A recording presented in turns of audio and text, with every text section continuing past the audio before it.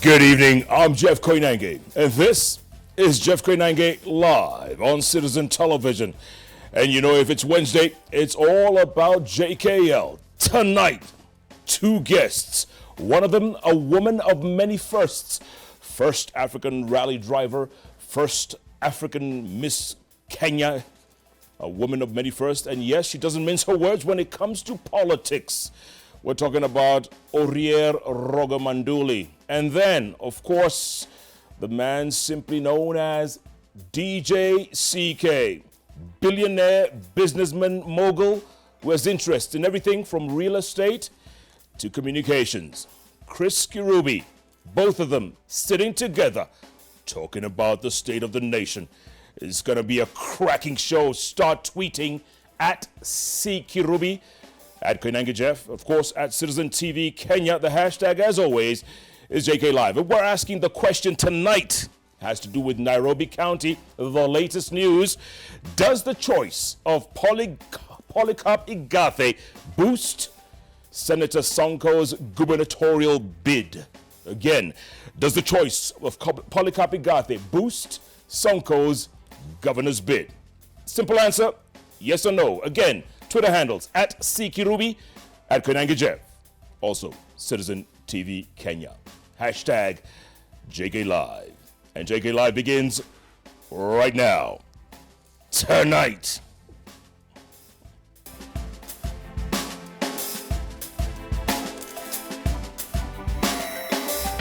Waiguru unmoved as MP's debate report recommending her ban from public office over NYS scandal. Shoppers flock supermarkets over 90 bob unga as Ugali dominates political talk. Raila leads NASA quest to ring-fence Kisii as DP Ruto rallies Nairobi for Sonko Igathe ticket. And Integrity Team begins process to weed out political aspirants with ethical question marks.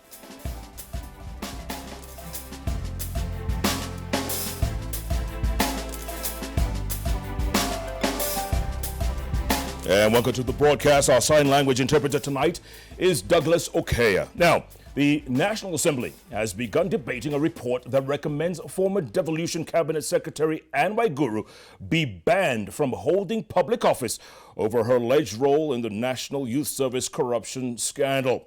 The Public Accounts Committee report accuses Waiguru, who is the Jubilee Party aspirant for Kirinyaga County governorship, of heading networks that looted NYS coffers in dubious contracts. But Waiguru has laughed off the recommendations, as Stephen Leteau now reports.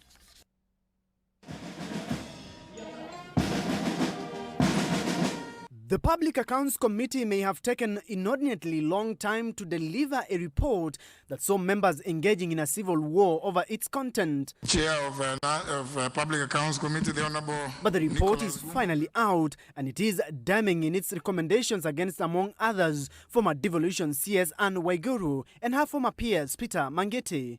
Ms. Anne Mumbi Waiguru, the former Cabinet Secretary in the Ministry of Devolution and Planning, be barred from holding public office if found guilty after due process in light of her overall leadership at the ministry.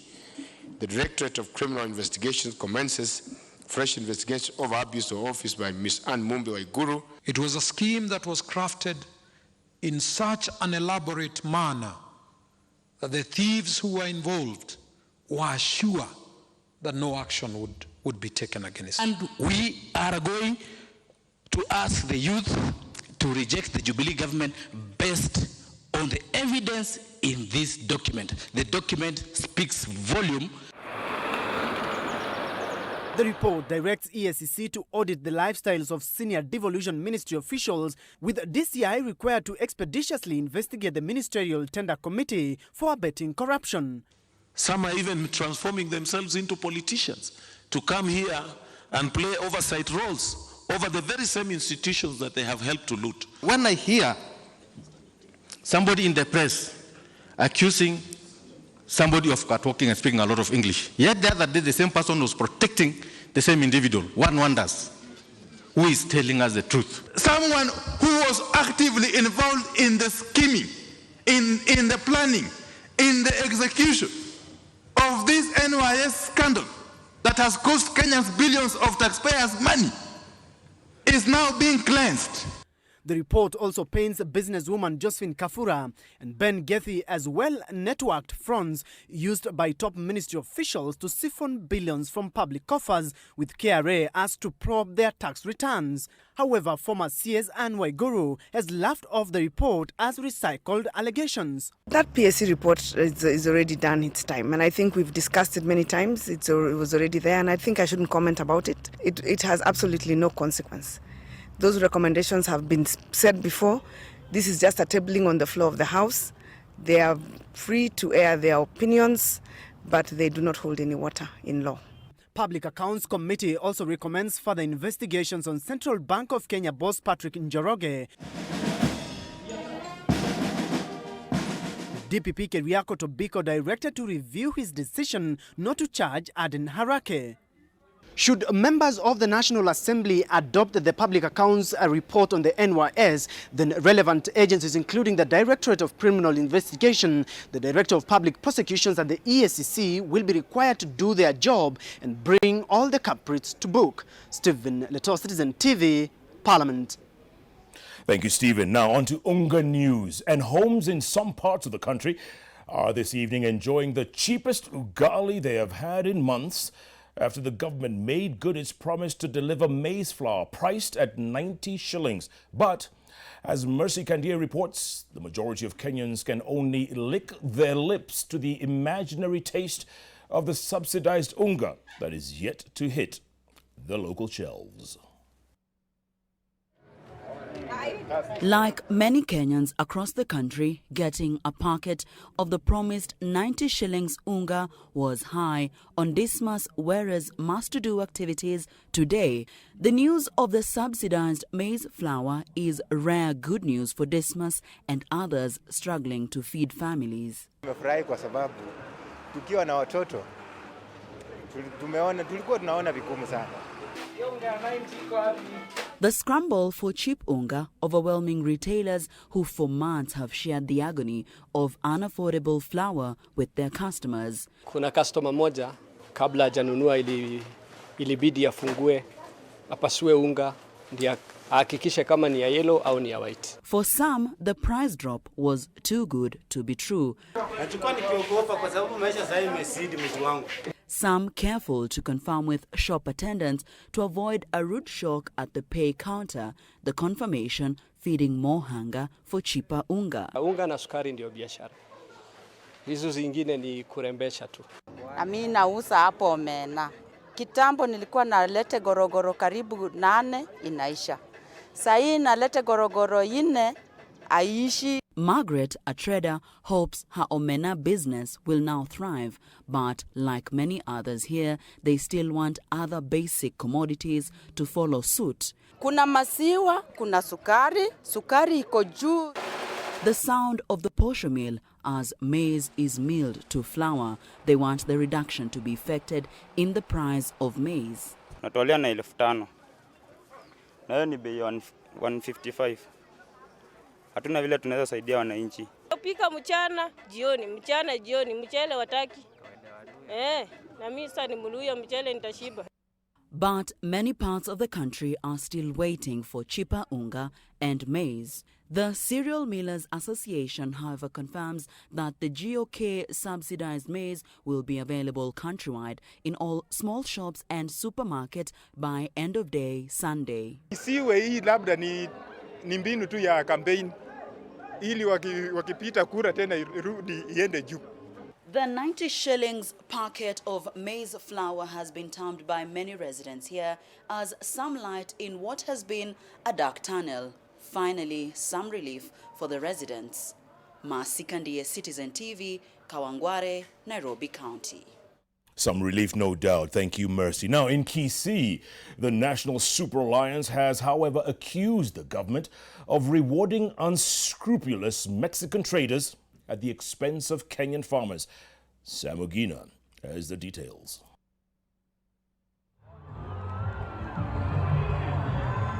The opposition coalition stormed the Gusii region to stamp its authority on who is boss in the South Nyanza region.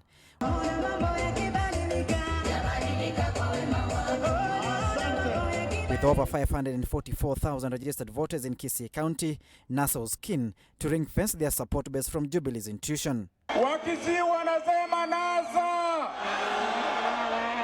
Kila mtu anasema hapa NASA. The opposition accusing the state of disadvantaging local farmers following the importation of maize to cushion the country from the skyrocketing unga prices. Jubilee, they say, is benefiting unscrupulous foreign vendors. Who has really benefited from the subsidy? Have you subsidized the Kenyan farmer, or have you subsidized a foreign farmer and a businessman? Wamekataa kulipa wakulima wa Kenya 3,200, wanalipa Mexico 4,200. Nasikia hiyo. In the subsidy program announced on Tuesday, the government is using 6 billion shillings to bring down the cost of maize flour to 90 shillings per 2 kg packet. Even as Jubilee hoped the issue will go away, NASA remains relentless. The principals now challenging the Jubilee administration to come clean on the importation deal, the budget involved, and its proceeds. Aina tunaambia hatuna ugali, wanaanza kutudanganya ati wanaenda Mexico. Anapoulizwa anasema sikusema Mexico, nilisema Mexico. Where was this money when our farmers who have maize wanted to deliver to you and you said you had no money to pay the maize farmer?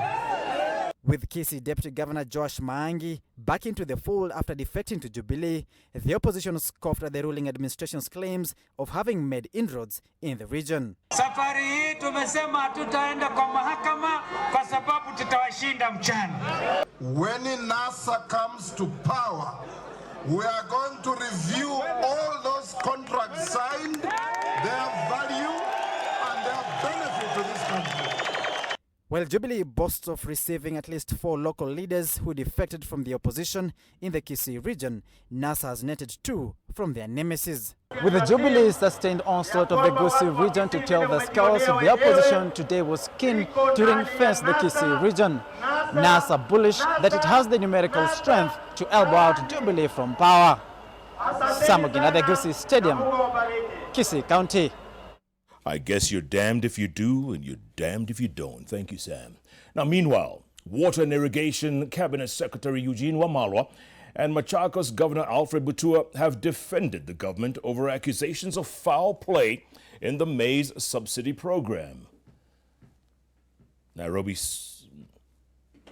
Sababu ya upungufu na uhaba wa chakula baada ya ukame, lazima tutoe mahindi mengine nje ili bei ya unga ishuke.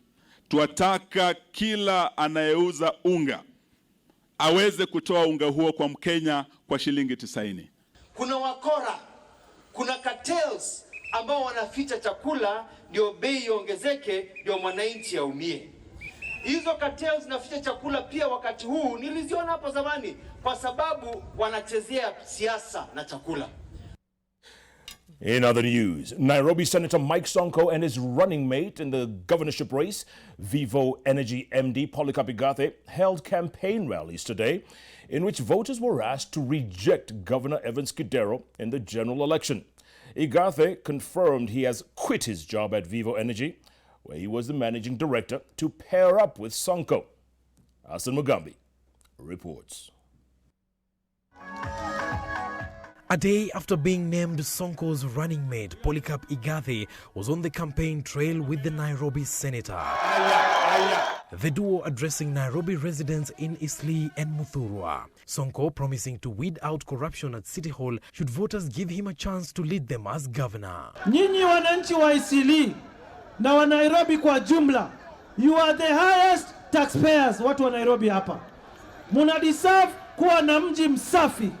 Mji ambao hauna msongamano wa magari, mji ambao hauna shida ya drainage, mji ambao hauna shida ya maji. Kura ya Jubilee, kura ya Jubilee, kura ya Jubilee. Deputy President William Ruto, who accompanied the two, lashed out at the incumbent Evans Kidero for mismanaging the capital's affairs. Mbele nyuma, kulia na kushoto, juu chini, kwa vyovyote, Nairobi hii itasimamiwa na Jubilee. Earlier at the Jubilee headquarters, Igathe revealed that after a rigorous interview that saw him emerge victorious out of 11 candidates, he has a transformative agenda for Nairobi. It's to make Nairobi clean and bright, to make Nairobi safe and secure, to make Nairobi livable and hospitable. Igathe's entry into the Nairobi political arena effectively locks out Bishop Margaret Wanjiru from the Jubilee ticket. Sonko had earlier indicated that he had a pact with Wanjiru in which whoever trumped at the nominations would name the other as a running mate. Hassan Mugambi, Citizen TV. You, Hassan. Now, the question we've been asking you this evening has to do with that story. Does the choice of Polycarp Igathe boost Senator Sonko's gubernatorial bid? Again, does the choice of Polycarp Igathe boost Senator Sonko's gubernatorial bid? Simple answer, yes or no. SMS number is 22422. You can tweet me at Koinange Jeff, also at Sikirubi, and of course at Citizen TV Kenya. Now, in other news, the contentious appeal case on whether or not the Electoral Commission chairman will have the powers to alter presidential results announced at the constituency level will be heard early next month. The case is set to proceed despite the opposition NASA threats to hold a massive protest and boycott elections unless it is dropped. Francis Gashuri reports. 82 days to the general election, and the Court of Appeal has on its entry a matter that is critical in the announcement and declaration of presidential election results. On the cases... The court has summoned parties in the appeal case filed by the Independent Electoral and Boundaries Commission (IEBC) to a hearing before ruling where and by whom will the presidential election results be declared. A 3-judge High Court bench last month ruled that the presidential election results announced by the constituency returning officers were final and only a court petition could change them, a verdict held by the opposition as a solution to rigging. Sheria imesema ati the results as announced by returning officer at the constituency turning center is final.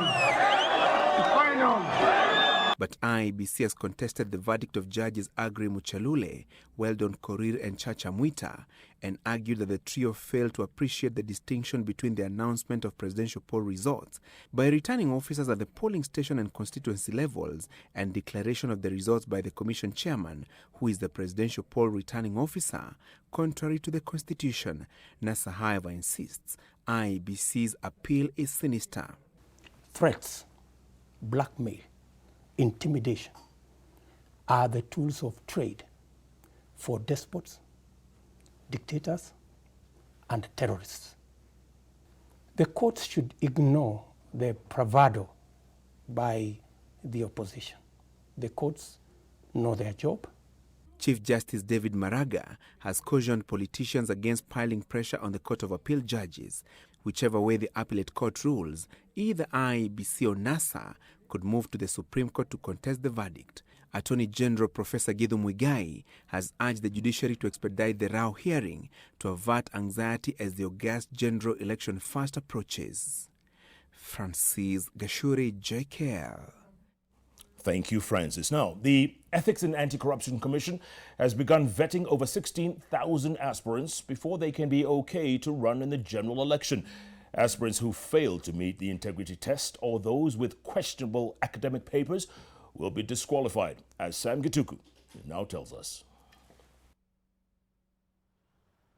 EACC Chair Archbishop Eliud Obukala says of the 16,140 aspirants being reviewed, 11 are presidential candidates, 3 presidential running mates, while 263 are in the governorship race.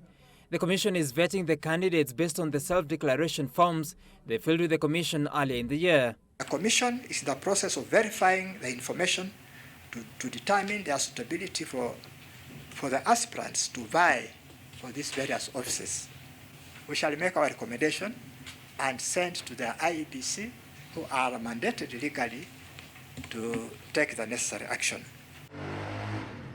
This as a 17-member IEBC Integrity Vetting Committee began scrutinizing candidates. The committee that comprises representatives from various state agencies, including the Commission for University Education, Directorate of Criminal Investigations, and the Directorate of Public Prosecutions, has dispatched names and identification details of the more than 15,000 candidates to different state departments. The Commission for University Education, for instance, is expected to advise on the credibility of degree certificates of presidential and gubernatorial candidates and their running mates. The Office of the Attorney General is expected to report on any candidate who has recently been declared bankrupt. Other issues of concern are the citizenship of the candidates, in which presidential contenders must be proven by the Department of Immigration, and registration of persons to be Kenyan citizens by birth with no dual citizenship. Candidates facing a prison sentence of more than 6 months will be barred from contesting, same as those convicted for electoral offences within the last 5 years. Good afternoon. The committee is expected to make recommendations to returning officers of different elections at the national, county and constituency levels ahead of the IEBC clearance and presentation of nomination certificates set to begin on 28th of this month until 2nd of June. Sam Kituku, Citizen TV, Nairobi. All right, time to take a quick break. Thank you, Sam, there. Time to take a quick break. Coming up, business news and also all the headline news from the world of sports. In the meantime, we're asking you the question: does the choice of Polycarp Igathe boost Senator Sonko's gubernatorial bid? Does the choice of Polycarp Igathe boost Senator Sonko's gubernatorial bid? Simple answer, yes or no. SMS number 22422. You can also tweet us at Koinange Jeff, at C Kirubi, and of course at Citizen TV Kenya. My guest tonight, if you're just joining us, Orie Rogamanduli, Chris Kirubi, side by side, weighing in on the state of the nation. Jeff Koinange Live takes a break. We'll be back in a moment.